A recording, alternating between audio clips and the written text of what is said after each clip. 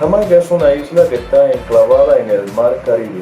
Tiene una extensión territorial de aproximadamente 11.000 kilómetros cuadrados y una población de 3 millones de habitantes. En la actualidad, Jamaica tiene un PIB per cápita de alrededor de $4.000 al año. Tiene un salario mínimo de alrededor de $200 al mes y tiene un índice de pobreza de 16.5. Esto quiere decir que por cada 100 personas hay 16.5 viviendo por debajo del umbral de la pobreza. El umbral de la pobreza, como lo determina la ONU, es alrededor de $1 a $2 diarios. Ahora, cuando uno ve todos estos datos, uno se pregunta, ¿cómo fue que tantas personas vinieron a ser pobres? ¿Cómo llegaron a ser pobres tantas personas? Y uno mira en otros países como en los países del continente africano, donde el nivel de pobreza es aún mayor. Y uno comienza a hacerse este tipo de preguntas. Y claro está, muchos ideólogos van a decir, la pobreza se debe a la explotación cruel y salvaje del capitalismo. Pero vamos a ser prácticos y vamos a volver al principio de los tiempos a estudiar por qué surge la pobreza, de dónde viene la pobreza. Número uno, vamos a hacernos de cuenta de que está la tierra despoblada, según la mayor parte de los criterios científicos, el hombre desciende del mono. Vamos a suponer de que el hombre surge del mono y aparece en el planeta Tierra. ¿Este hombre qué tiene? No tiene nada. O sea, ese hombre nace pobre. Vamos a suponer que este hombre se reúne con otros hombres y comienza a hacer sus primeras labores productivas. Se empiezan a organizar como una especie de grupo o de sociedad. En este tipo de grupos todavía todos siguen siendo pobres, pero empiezan a existir sus primeras clases sociales. El líder generalmente va a tener una mejor posición y los demás que trabajan para él van a tener una posición de subordinación. Vamos a suponer entonces que el hombre no surgió del mono. Vamos a irnos a lo que dice varias religiones, por ejemplo la Biblia, que el hombre fue creado por Dios. Pero el hombre fue creado por Dios, fue dejado en el huerto del Edén y lo primero que le dijo Dios después de que comieran la fruta del bien y del mal es que el hombre tendría que vivir de su trabajo.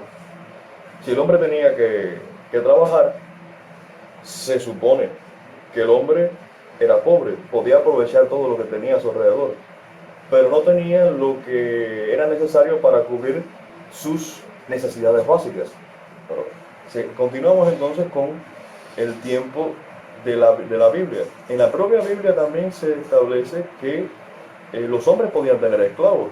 En la Biblia también se establece que las personas que tuvieran cultivos podían recoger todas las frutas, por ejemplo, pero tenían que dejar en el campo la que se cayera, se la tenían que dejar y tenían que recoger sus frutos no con mucho esmero, para que los mendigos cuando pasaran por ahí tuvieran algo de comer. Pero ya se está estableciendo de que existía una diferencia de clases.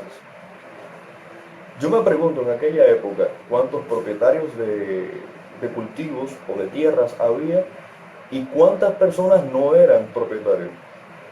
Seguimos avanzando en la historia. Nos detenemos en la época feudal. Durante el feudalismo habían reyes, marqueses, duques, princesas, condes.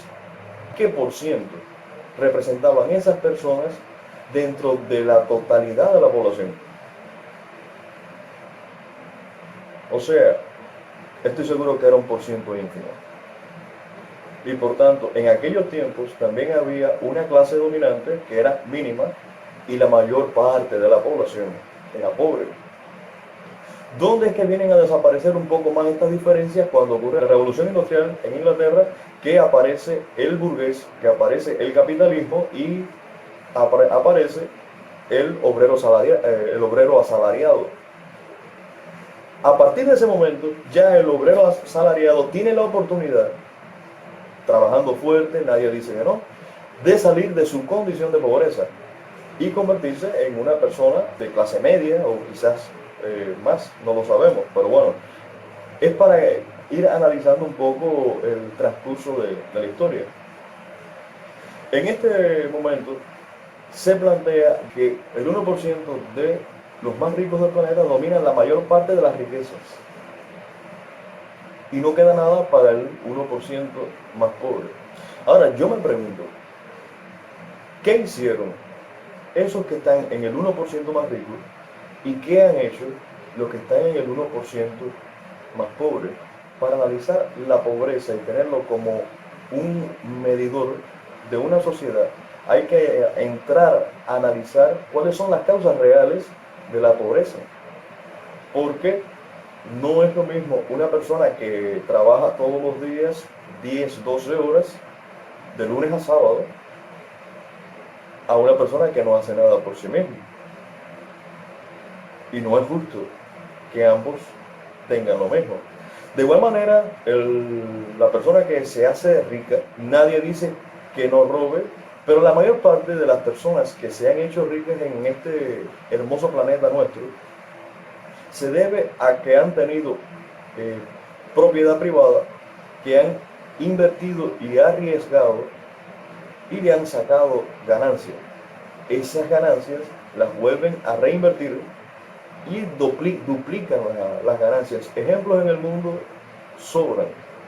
Ahora, uno de los principales argumentos que se usan, por ejemplo, contra los Estados Unidos es que es uno de los países más desiguales y el 40% de la población de los Estados Unidos viven por debajo del umbral de la pobreza.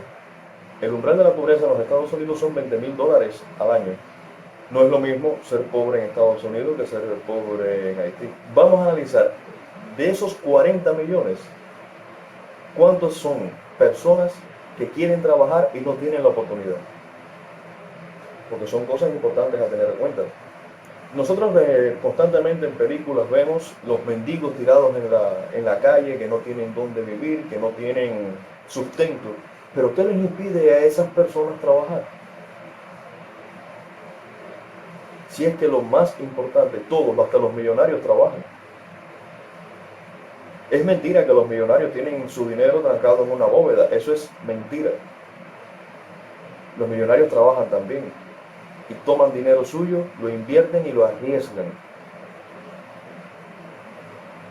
La movilidad social es una garantía dentro del sistema capitalista. Ser una empresa grande no es garantía de éxito, porque de hecho existen numerosos ejemplos. O sea, con otras palabras, eso de que dicen muchos ideólogos generalmente de izquierda, que la desigualdad en este mundo es culpa del capitalismo, eso es mentira. Desde el principio de los tiempos había desigualdad y de hecho en este momento hay menos desigualdad que antes, porque antes no tenías la oportunidad de trabajar por un salario, no tenías oportunidad de trabajar en dos trabajos. De hecho, en aquellos tiempos tú trabajabas para el señor feudal, al que tú le dabas parte de tu cosecha y tú te quedabas con lo que ibas a vivir. A lo mejor podías vender algo de eso, pero no podías aspirar a más nada. Hoy tú tienes un salario, tú puedes hacerte tus ahorros y puedes invertir y puedes ganar. Y lo han hecho mucha gente. Son muchas las personas que han llegado a la clase media. En la historia de la humanidad nunca ha habido menos pobres proporcionalmente con respecto a la clase media y la clase alta que hoy. Así que cuando le digan a usted que la situación de los niños de África y de los pobres en Jamaica es culpa del capitalismo y es culpa de los ricos que les roban y los empresarios que les roban eso es mentira, no les crea. Si quiere saber cuál es la causa de la pobreza, haga estudios de fondo. Averigüe por qué esa persona no ha podido acceder al mercado laboral. Averigüe por qué esa persona no tiene un salario alto. Porque si su preparación es baja, no puede acceder a un trabajo alto. Pero es que de hecho ni siquiera tener una preparación baja es limitación. Porque tú puedes superarte. Esa es una oportunidad que tú tienes. Por tanto, amigos, yo les invito a buscar información y no conformarse con lo que las diferentes tendencias nos hacen creer.